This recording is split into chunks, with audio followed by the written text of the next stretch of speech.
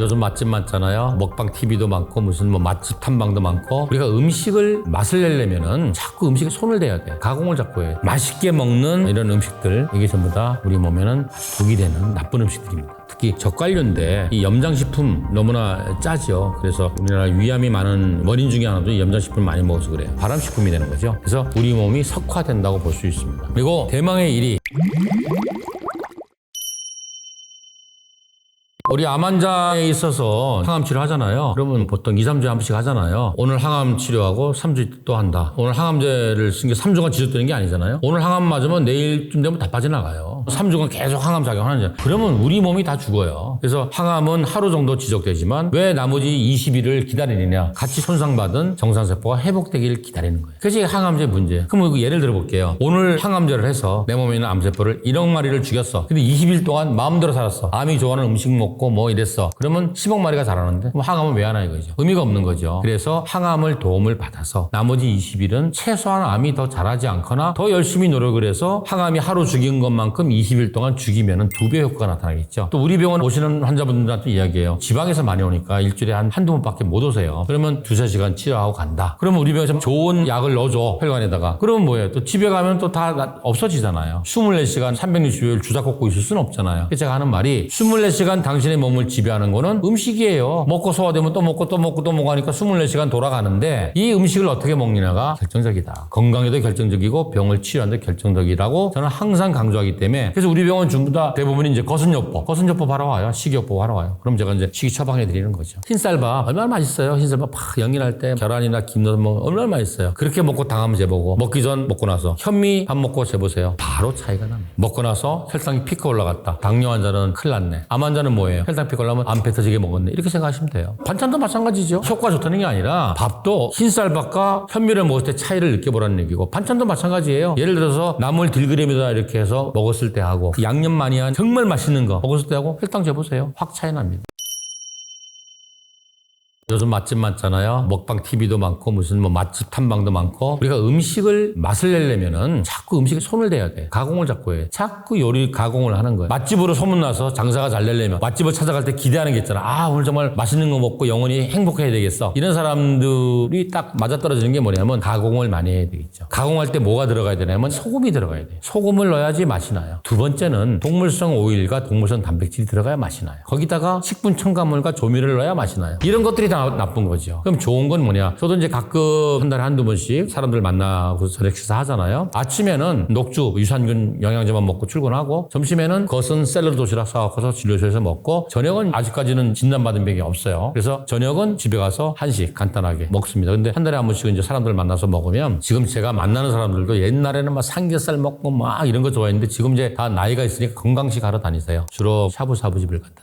채소 많이 먹는다든지 쌈밥집을 간다든지 아니면 청국장집을 간다든지 이런 한정식집을 많이 가지 패스트푸드나 안 갑니다. 그래서 저 같은 경우는 샤브샤브 요즘 그 잘하는 집도 많더라고요 보니까 아니면 쌈밥집을 간다든지 청국장집을 간다든지 이런 데 가면 그래도 집밥보다는 못하지만 덜 나쁘지 않을까 그런 생각합니다. 오이는 이게 아이스크림인데 이건 정말 나쁘죠. 일단 설탕 범벅이고 그리고 우유 범벅이고 이걸 또 가공한 거잖아요. 그래서 나쁜 음식입니다. 그다음에 4위로 제가 꼽은 거는 젓갈류인데 이 염장식품 너무나 짜죠. 그래서 우리나라 위암이 많은 원인 중에 하나도 이 염장식품을 많이 먹어서 그래요. 그리고 또 이 염장식품의 문제는 뭐냐면은 고기류가 소금과 만나서 발효되면서 발암물질이 나오는 거죠. 그리고 제가 3위로 꼽은 것은 이 컵라면인데 이러한 인스턴트 식품 각종 맛을 내는데 필요한 첨가물이 들어가 있고 이걸 가공했기 때문에 또 방부제도 많이 들어가 있겠죠. 우리 몸이 석화된다고 볼 수 있습니다. 2위로 뽑은 거는 튀김 음식입니다. 우리가 모든 기름, 고체로 돼 있으면 지방이라고 그러고 그게 액체로 녹으면 기름이라고 그러죠. 기름을 튀기면 전부 다 트랜스화됩니다. 발암식품이 되는 거죠. 그래서 튀김류가 안 좋다. 그리고 대망의 1위, 육가공식품을 붉은색 고기를 가공한 음식들. 원래 붉은색 고기 있잖아요. 소고기, 돼지고기, 양고기, 염소고기는 세계 암학회에서 정하기를 2군 A 발암물질이라고 그래요. 레드밋, 붉은 고기를 가공한 햄, 스팸, 베이컨 이런 거는 1군 발암물질이에요. 우리가 흔히 맛있게 먹는 이런 음식들 이게 전부 다 우리 몸에는 아주 독이 되는 나쁜 음식들입니다. 어쨌든지 간에 붉은 고기는 2군 발암물질이에요. 그래서 세계보건기구에서 음식 피라미드를 설명할 때 피라미드니까 이렇게 돼 있겠죠. 밑변이 제일 넓잖아요. 이게 뭐냐면 하루에 5접시 이상 먹으라는 얘기야. 이게 뭐냐면 신선한 채소예요. 피라미드의 제일 꼭대기, 이게 일주일에 0번 내지 1번 먹어라. 이게 뭐냐면 붉은 고기예요. 그러니까 먹지 말란 얘기지. 그래서 우리가 붉은 고기는 가능하면 피하는 게 좋겠다. 근데 나이가 드신 분이나 항암을 하신 분이나 체력이 약한 분은 그래도 동물성 음식을 보충해야 되잖아요. 그럴 때는 우리가 저 같은 경우는 거선요법에서 뭘 권하느냐 하면은 붉은 고기가 아닌 가금류, 닭고기나 오리고기 아니면 생선 이런 것들을 드시라고 권합니다. 육회가 소고기를 만들잖아요. 붉은 고기잖아요. 1군 발암물질이잖아요. 또 이게 익히지 않았잖아요. 위생상에도 문제가 있을 수 있겠죠. 좋지 않은 음식이죠. 육회 먹는 나라가 많지 않을걸요. 우리나라만 먹는 음식 이런 것도 있는데 보니까 깻잎은 우리나라만 먹어요. 희한하죠. 아시아 국가도 깻잎 안 먹어요. 그게 그런 것 같아요. 그 향 때문에 그런 것 같아요. 동남아 가면 고수 있잖아요. 저도 고수 못 먹거든요. 그렇게 그 외국 사람들은 깻잎을 그렇게 향이 강하다고 생각하나 봐요. 근데 우리는 뭐예요? 그렇게 생각 안 하잖아요. 쌈 싸 먹을 때 새콤하고 좋죠. 영양분도 많거든. 또 산낙지. 낙지는 좋은 음식인데 저도 이제 여기저기 좀 가보면은 해산물을 우리나라처럼 많이 먹는 나라가 그렇게 많지 않은 것 같아요. 특히 산낙지는 외국 사람들이 보면 약간 기겁을 하죠. 그죠? 우리나라 음식에 아주 좋은 게 그거죠. 신선한 채소를 많이 먹어야 되는데 우리 거선요법에서는 항암을 안 하는 암 환자한테는 하루에 7 내지 9kg의 채소를 먹게 처방해요. 그러려면 다양하게 먹어야 돼. 식사하기 전에 샐러드도 먹고 그리고 채소 중에 구워서 먹어야 되는 것도 있잖아. 버섯이라든지 양파, 마늘, 파, 도마도 이런 건 구워 먹어야 돼. 또 쪄 먹어야 되는 것도 있잖아요. 데쳐 먹거나 브로콜리라든지 이런 것들은 그렇게 먹어야 되고 또 끓여서 수프로 먹어야 되는 거. 우리 거선요법에서는 히포크라테스 수프라는 걸 먹잖아요. 다양한 채소를 끓여서 갈아서 이렇게 먹는 것도 있고 또 뭐냐면 식이섬유를 빼고 즙으로 짜서 먹는 것도 있잖아요. 이렇게 다양하게 채소를 먹어야 되는데 우리나라는 그래도 옛날 우리 한식은 나물 위주의 채식이었잖아요. 그래서 우리가 성인병이 없는 거예요. 선진국에 비해서. 일본의 최대 암환호 단체가 거선요법이에요. 제가 이렇게 보면은 우리나라도 여러 암환호 단체가 있잖아요. 결국 거선요법을 모디피케이션 한 거예요. 진리는 하나잖아. 거선요법이라는 게 원래 서양 사람들이 독일과 미국에 셨던 방식이잖아요. 그거를 한국화 시켰기 때문에 한국 사람은 물론이고 서양 사람은 다 할 수 있는 거죠. 샐러드, 야채 스프, 야채 구이, 야채찜. 우리나라 암 환자들은 현미를 많이 먹는데 서양 암 환자들은 귀리를 많이 먹어요. 근데 원래 오리지널 거선요법은 귀리로 미음을 끓여 먹어요. 오트밀 수프라고. 그래서 내가 거선센터 가서 연수 받을 때 온 나라에서 온 서양 사람들이 기저귀 수프라고 오트밀 수프라고 아침마다 먹어. 뭔가 봤더니 귀리로 미음 끓인 거예요. 서양 사람들은 그 곡식을 안 먹으니까. 우리나라는 이제 귀리가 귀하니까 현미를 많이 먹는데 요즘 또 암 환자들은 귀리를 많이 먹어요. 슈바이처 박사가 거선을 천재라고 했듯이 나도 천재라고 생각하는 게 140년 전에 이런 걸 어떻게 알았을까 싶은 생각을 참 많이 해요. 첨가물을 많이 쓰는 건 좋지가 않죠. 그런데 향신료를 조금씩 넣어. 예를 들어서 율무 강황이라든지 카레 재료 아니면 검은 후추라든지 생강이라든지 계피라든지 이런 것들은 조금씩 넣으면 오히려 걔네들이 해독작용이 있고 항산화작용이 있고 면역을 높이는 작용이 있어요. 이거는 인공적으로 만든 식품 첨가물이 아니잖아요. 우유가 이제 많은 논란 중에 하나인데 대체적으로 여러 가지 전 세계에 있는 식이요법 중에서 우유를 권장하는 식이요법은 거의 없습니다. 왜냐하면 첫 번째 우유는 소의 어린 새끼 송아지가 빨리 자라기 위해서 먹이는 거잖아요. 사람의 단백질과는 구조가 안 맞잖아요. 두 번째 왜 먹여요? 빨리 성장시키려고 엄청난 성장 호르몬이 들어가 있잖아요. 암 환자는 성장 호르몬을 잘 구별해서 절제해야 되거든요. 그리고 거기에는 또 여러 가지 카제인이라는 이런 성분들이 들어있기 때문에 우리 어릴 때만 해도 우유를 완전식품이라고 그래가지고 워낙 못 먹으니까 동물성 음식은 완전식품이에요. 칼로리와 영양소 골고루 들어있어 아주 좋아요. 한 끼 때우기가. 하지만 건강한 음식은 아니에요. 그러니까 뭐 아프리카에 못 먹는 사람은 매일 우유를 먹으면 좋아지겠지만 우리가 건강식을 한다든지 치료식을 할 때는 후퇴 우유를 먹을 필요는 없죠. 그리고 홍삼. 삼은 원래 우리나라의 건강기능식품 중에서 암에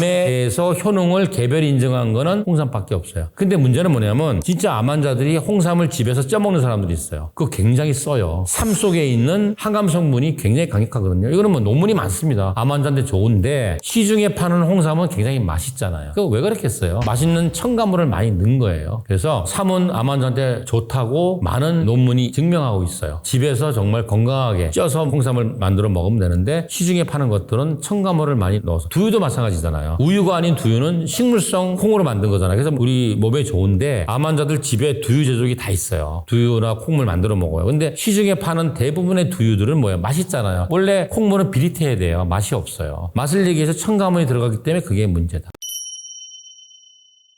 우리나라 음식이 서양 음식에 비하면 전체적으로 건강식이에요. 육식보다 채식을 많이 하잖아요. 그리고 물론 이제 이 집밥 얘기하는 거예요. 식당은 다 서구화돼 갖고 지금 서양 레스토랑과 다 비슷한 음식들을 하지만 서양식 집밥과 한국식 집밥을 비교했을 때 재료 자체가 우리는 신선한 채소를 많이 먹잖아요. 채식 위주 식사를 하고 그리고 가공을 많이 안 하잖아요. 발효식품들이 많잖아요. 그래서 건강한 식품인데 우리나라도 이제 점점 안 좋은 음식들이 많죠. 예를 들어서 짜게 많이 먹어서 위암이 제일 많은 나라죠. 내가 이제 거슴요법 할 때 짜지 않게 드세요. 그러면 문제가 뭐냐면 밥 먹을 때 반찬을 뭘 먹냐가 고민인 거야. 밥 먹고 국 먹고 반찬 먹고 찌개 먹잖아요. 국이나 찌개에 다 뭐가 들어가요? 된장, 고추장, 간장이 들어가잖아요. 이게 다 뭐예요? 소금으로 만들잖아요. 발효 음식이라 좋긴 하지만 너무 짜게 먹으면 안 된다는 얘기죠. 그리고 또 하나는 뭐냐면 우리가 국이나 찌개 문화잖아요. 안 좋은 성분들은 다 뭐예요? 국물에 녹아 있잖아요. 그래서 건더기만 먹으면 되는데 국물 쫙 마시잖아요. 그런 게 좀 문제고 뜨겁게 먹는 음식이 좀 많은 것 같아요. 염장식품들, 젓갈. 짜서 문제이기도 하지만 젓갈이 다 이제 생선 같은 동물성 음식이잖아요. 그것들이 또 발효되면서 발암물질로 소금과 발효되면서 나온단 말이에요. 그래서 염장 음식을 많이 먹고 짜게 먹고 국물 많이 먹고 이런 것들이 우리나라 음식 중에서 좀 피해야 될 게 아닌가. 우리 기능의학 하는 사람이 이렇게 얘기해요. 우리 몸이 과수원의 밭이다. 그래서 밭이 건강하면 알아서 건강하고 맛있는 열매가 나는데 밭이 오염돼, 기름에 오염돼, 중금속에 오염돼, 활성산소에 오염돼, 항암물질에 오염되면 거기서 계속 고혈압, 당뇨, 심혈관 질환, 암 이런 병이 나잖아요. 근데 현대의학은 뭐예요? 근본을 치료하지 않고 증상만 없애는 거죠. 고혈압, 약, 당뇨, 약, 암, 항암제. 그래서 요양병원에 계신 노인들 보면 약이 한 보따리야. 나중에는 손으로 막는다고 치면 고혈압을 막고 당뇨를 막고 암을 막으면 손이 모자라요. 근데 우리 기능의학은 어떻게 생각하냐면 그렇게 증상만 막을 것이 아니라 우리 몸의 토양을 바꾸자. 우리 몸의 토양을 건강하게 바꾸자. 우리 몸의 토양이 뭐겠어요? 혈액의 성분이잖아요. 혈액의 성분은 무엇과 직결되어 있겠어요? 우리가 뭘 먹느냐에 따라 달려있겠죠. 거지 같은 음식을 먹으면 우리 피는 거지같이 지저분해질 거예요. 우리가 깨끗한 음식을 먹으면 우리 피는 깨끗해지고 건강해질 거예요. 그래서 음식이 중요한데 식이요법이라는 거는 뭘 먹으면 나요? 이거 아니라는 얘기예요. 물론 음식의 재료를 선택하는 거는 큰 식이요법의 한 부분인 건 맞지만 우리 병원 와서 그래. 원장님 그래서 지금부터 받아 적을게요. 뭐 먹어야 돼요? 제가 그래서 그런 거 없어요. 내가 뭐 쪽집게 가해 강사도 아니고 우리 몸이 좋아지게 하는 식재료를 선택하는 것도 중요하고 그것을 어떻게 요리하느냐 어떤 레시피로 만드느냐도 중요하고 어떤 순서로 어떤 양으로 어떤 시간에 먹느냐도 중요하다. 이런 전체의 시기의 틀을 짜는 것이 거슴요법이지 뭐 먹으면 당뇨에 좋고 뭐 먹으면 췌장암에 좋고 뭐 먹으면 유방암에 좋고 이런 건 없어요. 그래서 식재료가 어떤 것이 좋냐라고 하면 패턴을 내가 이야기해 주는 거죠. 첫째, 정제탄수화물이라든지 가공식품이라든지 인스턴트식품이라든지 초가공식품이라든지 이런 거 다 빼야 되겠지. 그럼 뭘 먹어야 되느냐? 재료는 신선한 제철 채소 위주로 그리고 색깔별로 다양한 과일을 조금만 통곡류라든지 이런 걸 먹어야 되겠죠. 물론 상황에 따라서 동물성 음식을 먹어야 되는 사람도 반드시 있습니다. 내가 채식만으로 양을 못 채워. 채식 위주로 할 때는 반드시 조건이 있어요. 양이 엄청나게 많이 먹어야 돼요. 그럴 자신이 없거나 그렇게 못하는 상황 같으면 반드시 동물성 음식을 구별해서 보충하시지 않으시면 칼로리 부족과 영양실조로 오히려 몸을 해치게 됩니다. 두 번째는 그런 재료를 가지고 우리 몸에 에너지원은 탄수화물이잖아요. 포도당이잖아요. 단백질이 아닙니다. 그러면 이게 양날의 칼이야. 암세포라는 놈도 포도당을 먹고 살고 내 정상세포도 포도당을 먹고 살아. 서로 경쟁하는 거죠. 그런데 탄수화물을 먹고 포도당으로 쪼개서 피로 들어오는데 포도당이 순간적으로 혈당이 올라가는 혈당 피크를 치는 나쁜 탄수화물은 일단 몸속에 암세포로 탁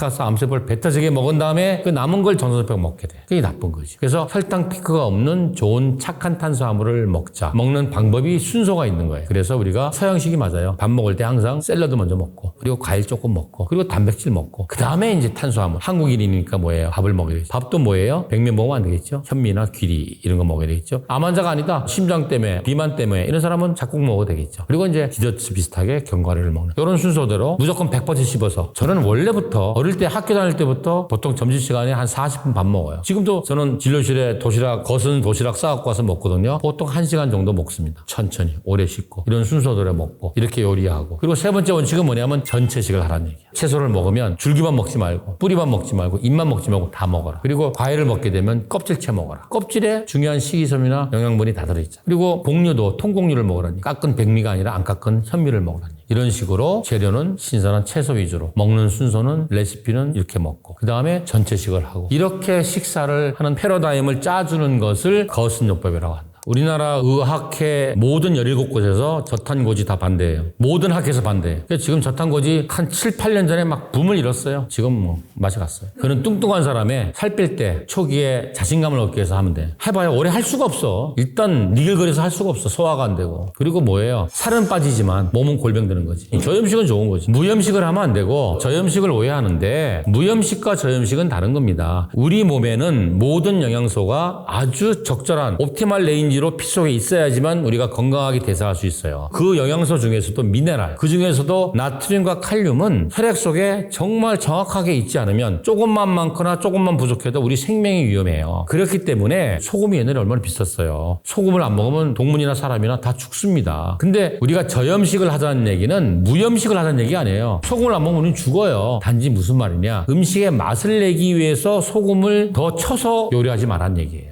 이미 우리가 먹는 식재료 안에는 다 소금 성분이 들어있단 말이에요. 충분한데 맛을 내려고 자꾸 소금으로 가공하지 말란 얘기예요. 그게 저염식이라는 개념이죠. 건강이라는 거는 췌장만 건강해지고 모든 게 나빠지는 일도 없고 유방암만 나빠지고 모든 게 건강해지는 방법은 없어요. 우리 몸이 건강해지면 유방암도 좋아지고 고혈압도 좋아지고 당뇨도 좋아지는 거죠. 그래서 우리 기능의학이라는 것은 우리 몸의 전체 기능이 좋아지게 하는 그러한 노력들이다. 이렇게 이해하시면 되겠습니다.